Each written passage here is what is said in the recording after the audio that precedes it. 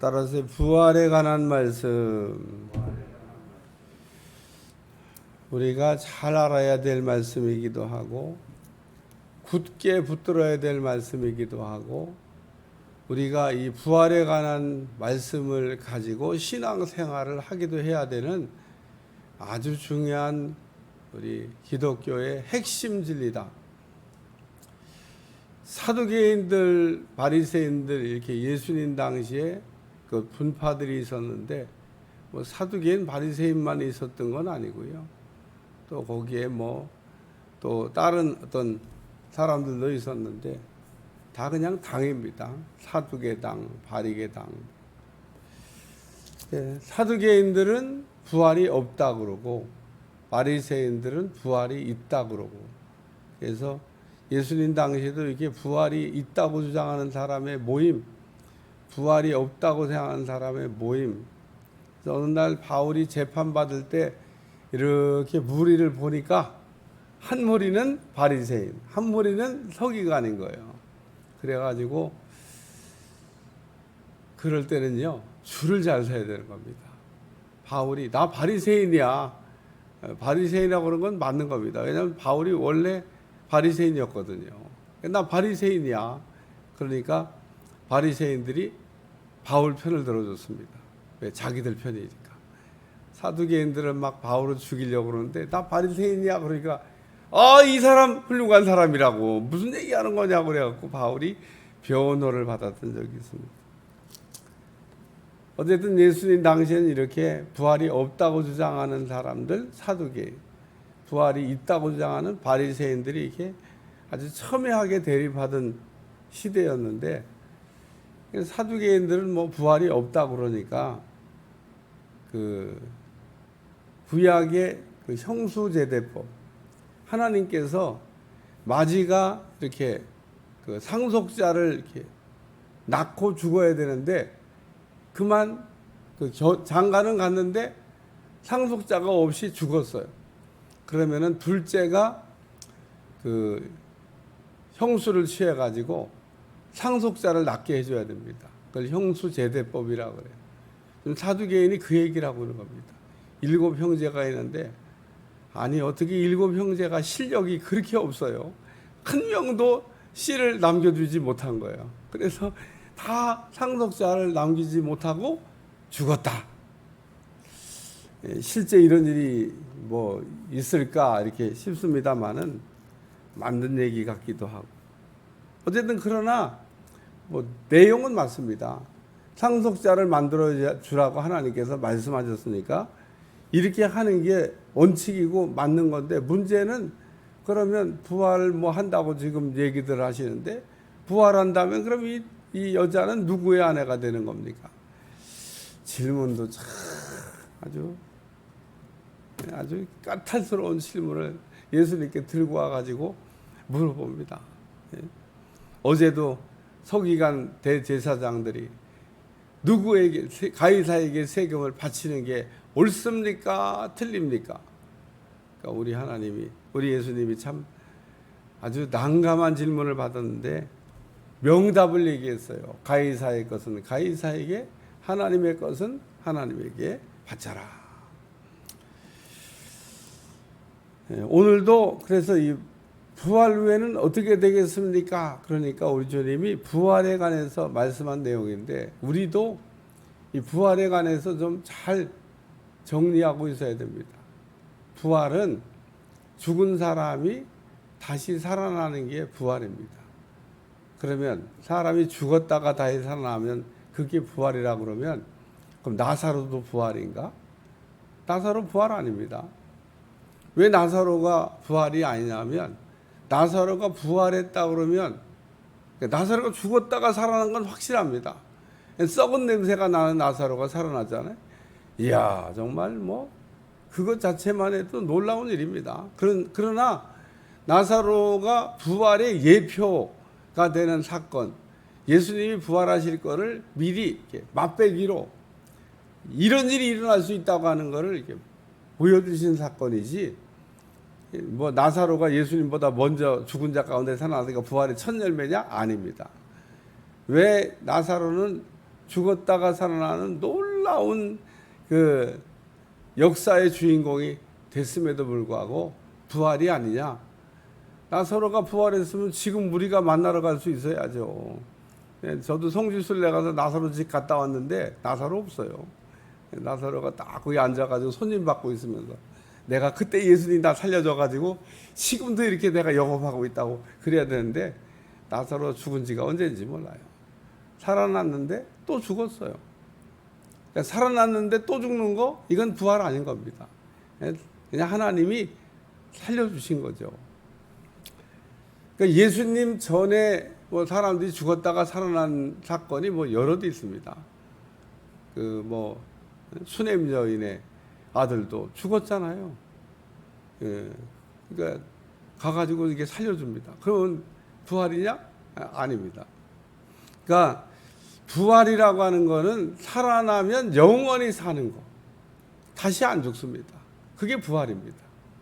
그리고 이 부활이라고 하는 사건은 그러면 우리가 다 죽은 사람이 다시 살아나는 거라고 하는데 죽은 사람이 살아나는 조건이 있나? 조건이 있습니다. 죽은 사람이 살아나기 위해서는 의인이 돼야 돼요. 의인. 죄인은 부활을 할 수가 없습니다. 그럼 또 마지막 날 다 일으켜 주신다면요. 마지막 날에 다 일어나죠. 근데 그 마지막 날에 다 일어나도 그 죄인은 일으킴을 받았다고 예를 들면 부활이 아니고 그러면은 천국 가서 살아야 그게 부활이지. 지옥 가서 사는 거 살려고 일어났다? 그럼 그건 부활 아닌 거죠. 그러니까 우리가 다시 일으킴을 받는 목적은 천국에서 영원히 주님과 함께 영원히 살기 위해서 우리가 일으킴을 받는 거지. 무슨 마귀하고 살아보니까 어때요? 별로 행복하지 않아요. 마귀하고 살아보니까. 마귀하고 살면서도 마귀하고 사는 줄도 모르고 참 인생 참 피곤하게 고단하게 어렵게 사는 분들 있는데 마귀하고 사는 줄 몰라서 속아서 그렇게 사는 거죠. 마귀도 이렇게 우리 곁에서 이렇게 알랑거릴 때 꼭 천사 비슷해요. 그래서 사람들이 천사인 줄 알아. 또 예수님 비슷해요. 그래갖고 예수님인 줄 알아. 그러니까 신앙생활 자기 딴에는 잘한다고 그러죠. 그러니까 마귀에게 속는 사람? 뭐 자기도 뭐 예수님을 만났다는 둥, 뭐 날마다 뭐 신령한 체험을 한다는 둥, 그 사람들은 그런 체험 안 하는 게 아니에요. 그 사람들도 다 합니다.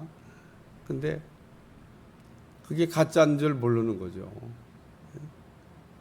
왜 가짜인 줄 모르냐? 한번 대적해 보면은 딱 알 수 있는데 대적을 안 해, 이 바보들이. 응? 한번 딱 대적해 보면은 그게 가짜인 거를 알 수도 있는데 가짜를 진짜라고 생각하고 모시고 사니까 제가 볼 때는 그렇게 살고 있는 겁니다. 참 이단에 빠진 사람들이 왜 그렇게 열심과 충성을 다해요? 신령한 은혜를 받고 신령한 체험을 한다고 생각해서 그러는 겁니다. 그러니까 오늘 우리는 참 제대로 믿어야지, 제대로 안 믿으면, 그러니까 저는 아무리 생각을 해도 갈 수가 없어요, 그 길로. 아무리 생각해도 갈 수가 없는 길을, 아니 어떻게 마귀를 천사로 속아가지고 섬기냐고요. 비슷하긴 하지만, 비슷하긴 해도 가짜는 가짜고 진짜는 진짜인 겁니다. 그러니까 이 양 만나려면 진짜 천사를 만나고, 만나려면 진짜 예수님을 만나고, 은혜를 받으려면 진짜 제대로 받아야지. 아니 무슨 은혜 같지 않은 은혜를 받아놓고 은혜 받았다고. 그런 사람들 다 은혜 받았다고 그래요.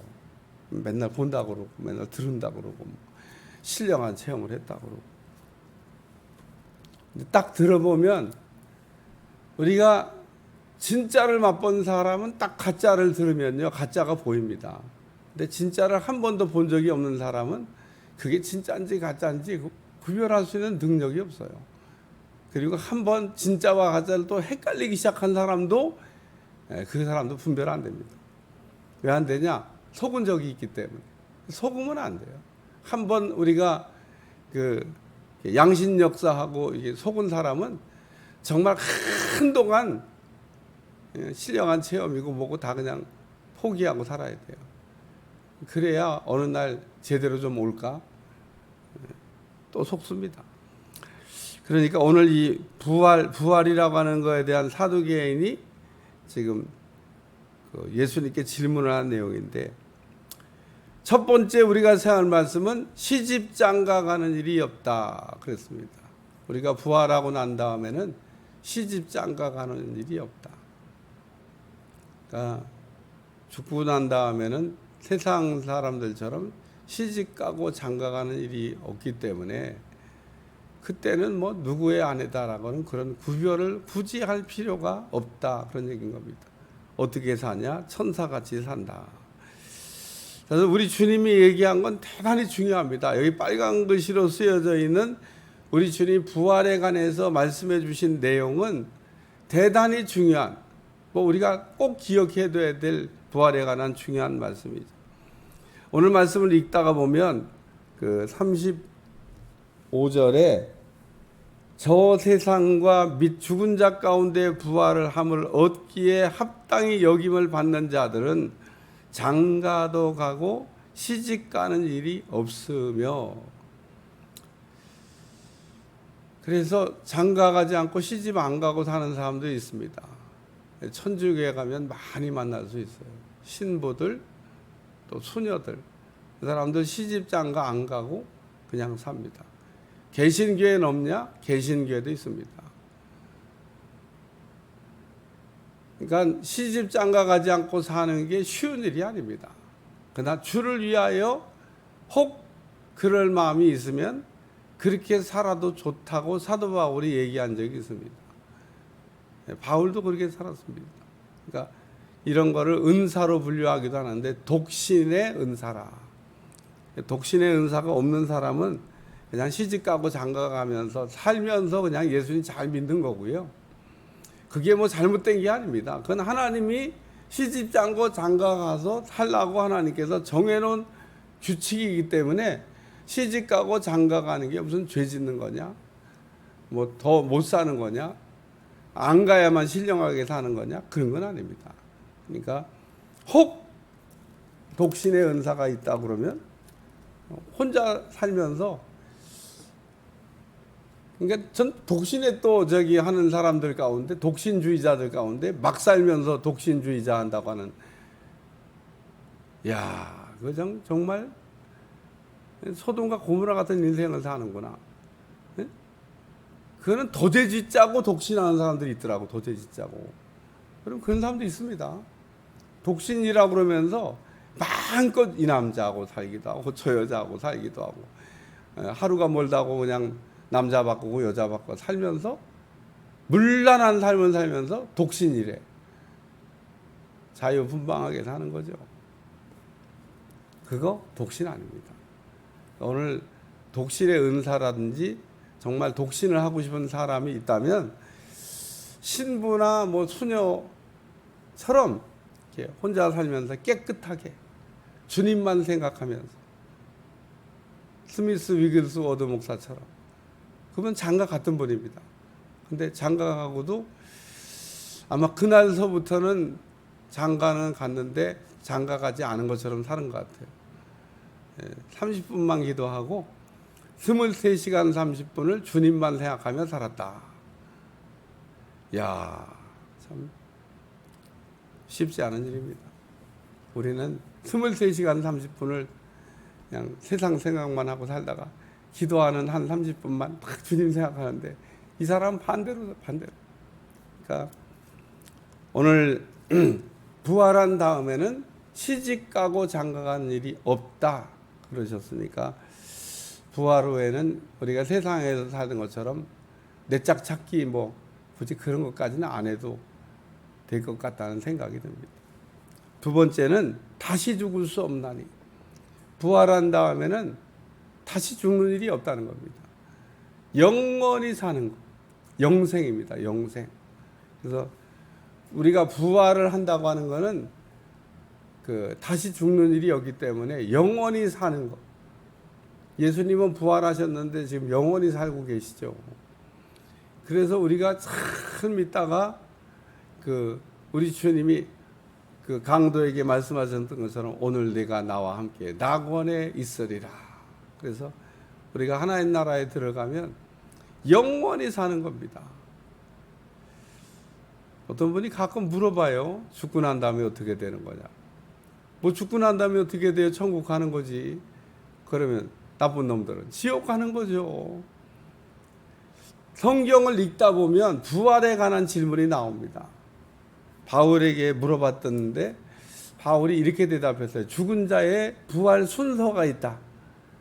첫째는 죽은 자가 먼저 부활하고 살아있는 자가 부활할 것이다. 이거는 마지막 때 일어날 일을 얘기한 겁니다. 초대교회 사람들은 지금 우리하고는 조금 다른 생각을 하며 살았습니다. 지금 우리는 뭐 주님 오실 거에 대한 얘기를 아무리 설교해도 뭐 설마 나 살아있는 동안 주님 오시겠어 이러면서 하는 시대가 참 됐는데 좀 황당한 시대가 됐습니다. 근데 초대교회는 주님이 오늘 오실래나 내일 오실래나 곧 오실 거라고 생각하는 긴박한 종말론 가운데 살았습니다. 그러니까 이렇게 예수님을 기다리다가 보니까 어저께 죽었는데 그 사람은 어떻게 되는 거냐고 이렇게 궁금해서 물어봤어요. 그러니까 바울이 대답하기를 부활에는 순서가 있다. 죽은 자가 먼저 일어나고 살아있는 우리가 주님을 맞이한다. 그런데 그것이 얼마나 빠른 속도로 일어날까? 그냥 그렇게 순서가 되어진다는 얘기를 하신 거지.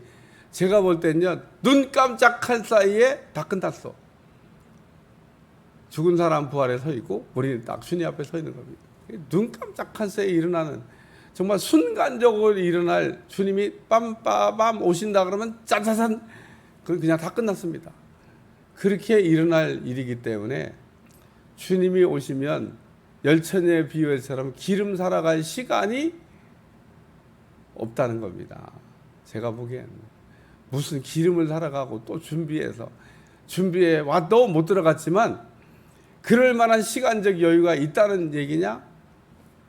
우리 주님이 그 얘기를 하신 거는 깨어서 준비하라고. 그때 신랑 오신다 그럴 때 그때 준비하라 가가지고는 신랑을 맞이할 수 없다는 얘기를 그렇게 하신 겁니다. 그러니까 우리는 미리 준비를 다 해놓고 있어야 돼. 주님이 여전히 돌 되시는 주님이 내려오실 때 내려오면 산산조각 나는 겁니다. 내려오기 전에 부딪혀갖고 깨져서 변화돼야지. 그러니까 내가 돌이 떨어지기 전에 가서 부딪혀서 깨져가지고 변화되고 우리가 새 사람을 살아야지. 우리가 주님이 내려오시면 하나님의 무서운 심판이 기다리고 있다. 세 번째 말씀은 산자의 하나님이라고 하는 말씀이 나옵니다. 하나님은 죽은 자의 하나님이 아니요 살아있는 자의 하나님이라. 하나님에게는 모든 사람이 살아있느니라. 하나님 편에 속한 사람은 살게 된다는 겁니다. 예수님 믿으면 예수님 믿는 사람은 살아나게 될 것이라고 하는 부활하게 될 것이라고 하는 말씀을 들려주고 있습니다. 부활은 일으킴을 받는 사건입니다. 일어나는 사건이 아니고 일으킴을 받는 사건입니다. 하나님이 의로운 자들을 일으켜 주시는 사건 부활입니다. 오늘도 예수님 안에서의 일으킴 받을 거에 대한 확신을 가지고 오늘을 살아가야 될 줄로 믿습니다. 이거 잊어버리면 안 돼요. 오늘 우리는 예수님을 믿었기 때문에 믿어서 의인됐고 죄는 용서받았고 따라서 오늘 우리는 예수님의 첫 열매 되신 예수님께 붙어서 그 예수님의 의를 힘입어 부활의 영광에 참여할 수 있게 된다는 겁니다. 오늘 기독교의 가장 중요한 진리이기도 하면서 우리가 잊어버리면 안 되는 부활에 관한 말씀을 이렇게 다루고 있는데 오늘도 부활의 확신 가운데 하나님은 죽은 자의 하나님이 아니고 산 자의 하나님이라. 그래서 여기 아브라함의 하나님이요, 이삭의 하나님이요, 야곱의 하나님이라고 얘기한 거는 이분들이 살아났다는 얘기를 하고 있는 겁니다. 왜? 산 자의 하나님을 믿고 살다가 죽었기 때문에 살아났다. 이 성경에도 비유로 해서 부자가 아브라함의 품에 안겨 있는 나사로, 지옥 갔는데 천국을 쳐다보면서 그 물 한 방울 찍어달라는 얘기를 비유로 이렇게 하고 있잖아요. 우리가 거지 나사로도 예수님 잘 믿으니까 아브라함의 품에 안겨서, 그래서 부활의 영광 가운데 살고 있는, 오늘 우리도 부활의 기쁨과 승리가 넘쳐나시기를 주님으로 축원합니다. 기도하겠습니다. 하나님, 오늘도 사두개인들 부활이 뭔지를 몰라서 참 엉뚱한 질문하고 있는데, 오늘 우리도 부활이 뭔지를 모르는 사람 되지 않게 도와주시고, 부활의 확신 가운데 예수님이 부활하신 것처럼 나도 부활한다고 하는 부활신앙으로 승리케 하여 주옵소서. 예수님의 이름으로 간절히 기도하옵나이다. 아멘.